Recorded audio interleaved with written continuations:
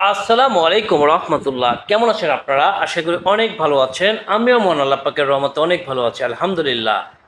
তো আজকে আমি আপনাদের মাঝে হাজির হয়ে গেলাম আরেকটি ভিডিওতে। আর আজকের এই ভিডিওটা হচ্ছে সুদ সম্পর্কিত অঙ্ক। সকল সুদের অঙ্ক করবেন, তাও কোনো সূত্র ছাড়া। হ্যাঁ, সরল সুদের অঙ্ক করতে গিয়ে আমরা কি করি যে আই সমান PNR এই সূত্র প্রয়োগ করি। হ্যাঁ, কিংবা চক্রবর্তী মূলধনের অঙ্ক করতে গিয়ে আমরা কি করি, সি সমান P × 1 + R⁴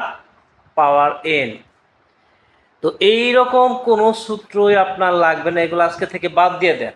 এইগুলা আপনার প্রয়োজন নাই, কোনো প্রকার কোনো সূত্র লাগবে না, সূত্র ছাড়াই আপনি অঙ্ক করে ফেলতে পারবেন। তো সেটা কিভাবে?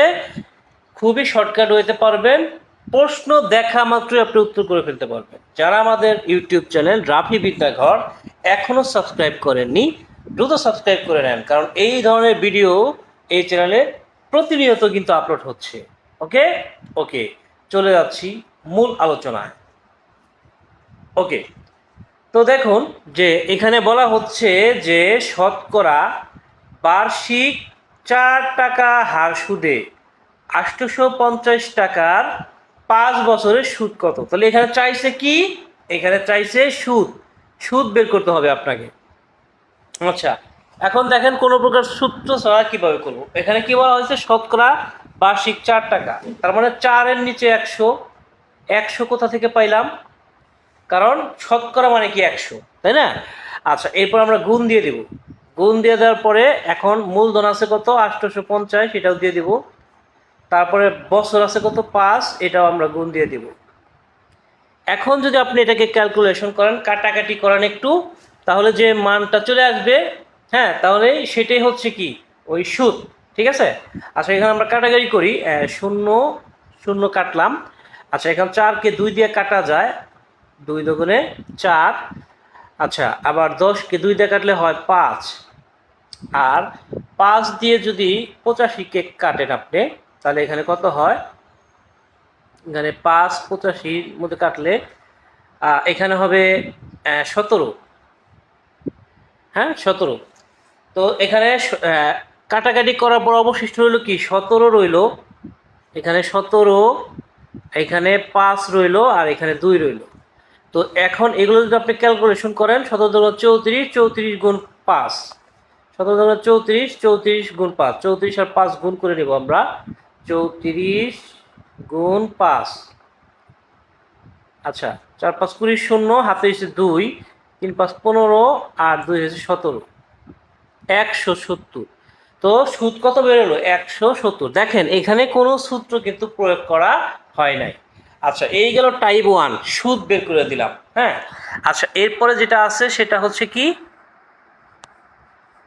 সেটা আমরা দেখব যে টাইপ নাম্বার 2, শতকরা বার্ষিক 2.5 টাকা হার সুদে কত টাকা 10 বছরের সুদ 200 টাকা হবে। এখানে কিন্তু সুদটা দেওয়া আছে, আগের বার আমরা সুদ বের করছি, এবার সুদ দেওয়া আছে। আচ্ছা, এখন এবার এখানে চাইছে কি, কত টাকা, মানে মূলধন বের করতে হবে। এইখানে কি বের করতে হবে?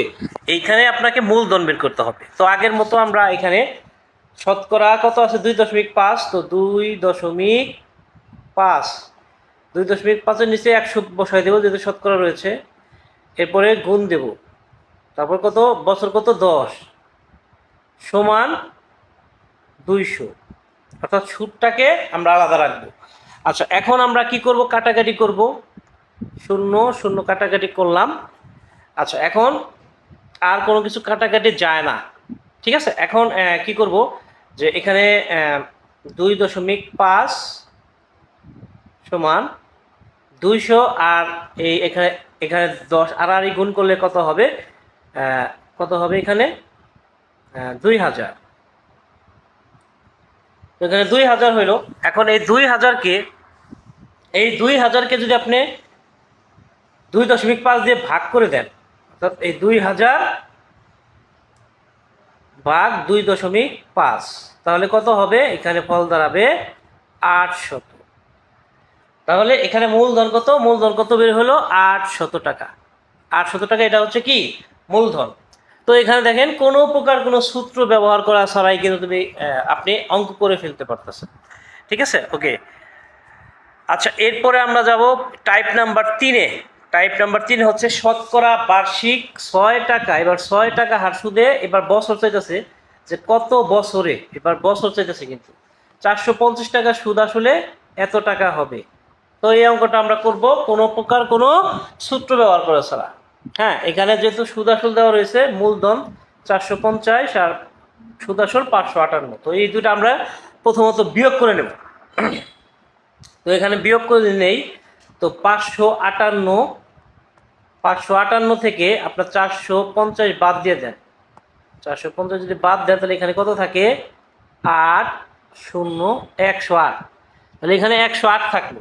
আচ্ছা, এখন কি করব আমরা? আগের মতোই, জাস্ট আগের যে ফরম্যাটটা ছিল, এখানে 108 টাকা হলো, এটা মনে রাখবেন। এখানে 558 আর 450 বিয়োগ করার ফলে কিন্তু 158 হলো। ওকে, আচ্ছা, এখন এইখানে আমরা যে কাজটা করব সেটা হচ্ছে আগের মতোই, শতকরা বার্ষিক 6 টাকা। তাহলে এখানে 6 এর নিচে আমরা কি করব? যে 6 এর নিচে কি করব? 6 এর নিচে 100 বসায় নেব, 6/100। আচ্ছা, বছর তো নাই, হ্যাঁ, তা বছর তো আমাদের বের করতে হবে। আচ্ছা, এরপরে হচ্ছে মূলধন কত আছে? 450। এখানে আমরা লিখবো মূলধনটা 450। আর মনে আছে কি যে প্রথমত আমরা বিয়োগ করে একটা মান পাইছিলাম, সেটা কত ছিল? 108 ছিল। ওকে, ওকে। এখন আমরা একটু কাটাকাটি করে নেব। পুরো নিচে 0 0 কেটে নেই, নিচে 5 দুগুণে 10 আর 5 নং 45। এবার 2 দিয়ে যদি 6কে কাটি তাহলে এখানে আসে 3, তাহলে এখানে 3 নং 27, তাহলে 27 সমান 108। 27 সমান কত হলো? 108 হলো। আচ্ছা, এখন আমরা কি করব? যে 108 আর 27 ভাগ করে নিব। তো 108কে 27 দিয়ে যদি ভাগ করি তাহলে আমাদের ভাগফল কত হবে? অবশ্যই 4 হবে। তাহলে আমাদের 4 বছর দাঁড়ালো। অর্থাৎ শতকরা বার্ষিক 6 টাকা আর সুদে 4 বছরে 450 টাকা সুদ আসলে 558 টাকা হবে। দেখছেন যে এইখানেও কিন্তু আমরা কোনো সূত্র প্রয়োগ করি নাই। টাইপ নাম্বার 3 হয়ে গেল, এবার টাইপ নাম্বার 4-এ। টাইপ নাম্বার 4টা আপনি কিভাবে করবেন? দেখেন যে শতকরা বার্ষিক 5 টাকা হার সুদে কোনো আসল কত বছরে সুদ আসলে দ্বিগুণ হবে। যা শুধু এই অঙ্কটা করার জন্য আমরা শর্টকাট একটা সূত্র আমরা ব্যবহার করব। সেইটা কি? যে এখানে আপনাকে মনে রাখতে হবে যে আর গুণ টি সমান n বিয়োগ 1 গুণ 100। হ্যাঁ, এই সূত্রটা মনে রাখা কি আহামরি কোনো কঠিন ব্যাপার? অবশ্যই না। যে আর গুণন টি সমান n বিয়োগ 1 গুণ 100। ওকে, আচ্ছা, তো এখানে আর মানে কি? আর মানেটা কি? আর মানে হচ্ছে হার, যে হার দেওয়া আছে সেই মানটা এখানে বসাতে হবে। আর টিতে টাইম বুঝাইছে, টিতে কি বুঝাইছে? টাইম। আর এ হচ্ছে রেট মানে হার, আর টিতে হচ্ছে টাইম। আর এর জন্য দ্বিগুণ বলছে। এখানে দেখেন একটা প্রশ্নের মধ্যে কি আছে? দ্বিগুণ। এই যে দ্বিগুণ মানে 2 গুণ। তো এখানে যত গুণ থাকবে এর জায়গায় তত বসাইতে হবে, বাস। এরপর জাস্ট শুধু আপনি ক্যালকুলেশনটা করবেন, অঙ্ক সহজে বের হয়ে যাবে। ঠিক আছে? আচ্ছা, তো এখানে দেখেন যে আর মানে কি? এখানে হার অর্থাৎ 5। এখানে হার কত বলছে? যে 5 বলছে। তো এই 5টা এখানে বসায় নিলাম। বসানোর পরে এখানে আমাদের বের করতে বলছে বছর মানে টাইম বা বছর একই কথা, মানে কত বছরে। এখানে টাইম মানে হচ্ছে বছর, মানে টি এর মানটা আমাদের বের করতে হবে। তাহলে টি এর মান আমাদের দেওয়া নাই, তাহলে টি 5 গুণ টি সমান, এখন কত গুণ বলছে? এখানে 2 গুণ, তাহলে 2 বিয়োগ 1। আচ্ছা, গুণ 100। আচ্ছা, এখন এখানে মানটা কত হলো? 5টি। 5-এর সাথে কি হলো? গুণ করার ফলে 5টি সমান 2 থেকে 1 বিয়োগ করলে 1 থাকে, 1 আর 100 গুণ করলে 100 হয়। তো লিখলাম 5টি সমান 100। এখন টি এর মান আমাদের বের করতে হবে। তাহলে টি সমান কত? টি সমান উপরে 100 আর নিচে আসবে কত? 5। তো কাটাকাটি করলে কত হয়? 20। তাহলে টি এর মানটা কত হইল? টি এর মানটা হইল আমাদের কত? 20। দেখেন কত ইজিলি কিন্তু অ্যান্সারটা বেরিয়ে গেছে। এই যে টাইম, এখানে হার যদি বের করতে বলে তাহলে কিন্তু একই নিয়মে কিন্তু আমরা একই সূত্র প্রয়োগ করে আমরা হারও কিন্তু বের করতে পারবো। ওকে, আচ্ছা ওকে, এবার চলে যাচ্ছি পরবর্তী আরেকটা অঙ্কে, সেটা হচ্ছে সুদের অঙ্ক শর্টকাটের টাইপ নাম্বার 5 নম্বর যে টাইপটা আছে সেটা চলে যাচ্ছি, যে বার্ষিক শতকরা 10 টাকা মুনাফায় 5,000 টাকার 3 বছরের সরল মুনাফা ও চক্রবৃদ্ধি মুনাফার পার্থক্য কত হবে? হ্যাঁ, এই অঙ্ক যদি আপনি নর্মালি করতে যান তাহলে কিন্তু অঙ্কটা অনেক বড় হয়, কিন্তু এটা কয়েক সেকেন্ডে হয়ে যাবে। হ্যাঁ, দেখেন সেটা কিভাবে সম্ভব।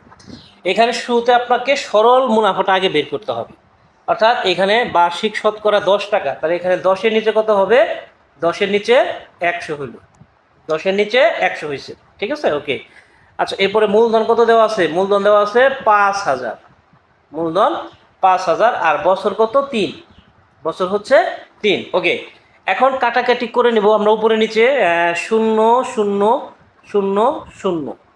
আচ্ছা, আর কাটাকাটি তো যায় না, তাহলে এখানে 50 আর 3 গুণ করলে হবে, 50 আর 3 গুণ করলে হবে 150, 150 আর 10 গুণ করলে হবে কত?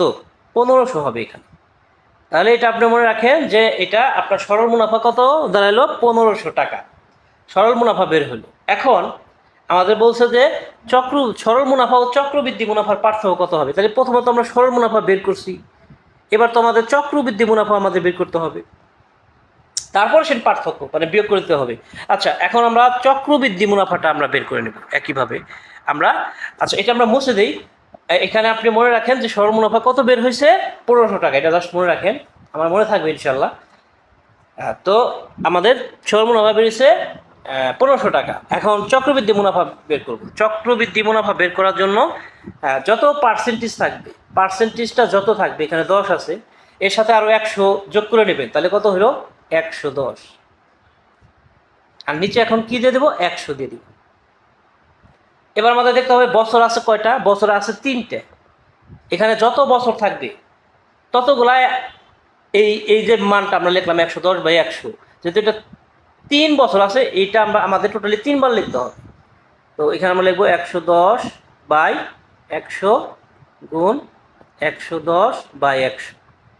হ্যাঁ, মানে বছর যত থাকবে এই বিষয়টা, এই ভগ্নাংশটা, এই ভগ্নাংশটা ততবার হবে, ঠিক আছে। এখানে 3 বার আছে বিধা, 3 বছর আছে বিধা, এই জন্য 3 বার হয়েছে। যদি 4 বছর থাকতো তাহলে 4 বার হইতো এইভাবে, ঠিক আছে।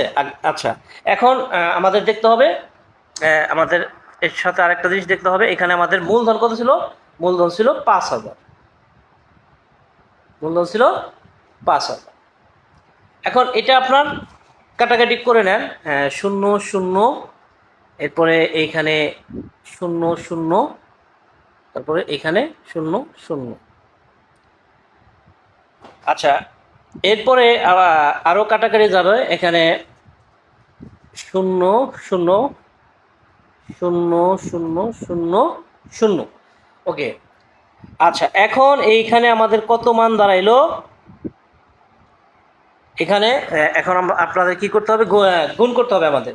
সেটা হচ্ছে 11 আর 11 গুণ করলে কত হবে? 121, 121, 121, তারপর আবার 11 রইলো, আবার 5 রইলো, তাহলে 121 গুণ 5।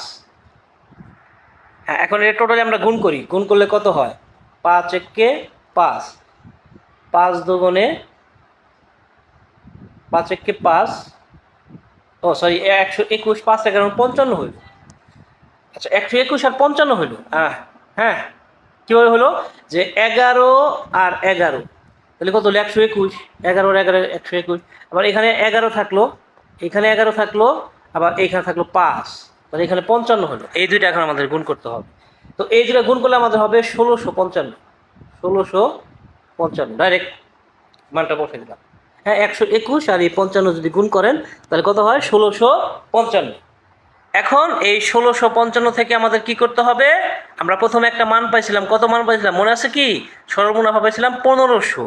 তো 1655 থেকে জাস্ট 1500 বাদ দিয়ে দেন, বাদ দিয়ে দেন, বাদ দিলে কত থাকে? 155, 155। তো এই 155 হয়েছে উত্তর।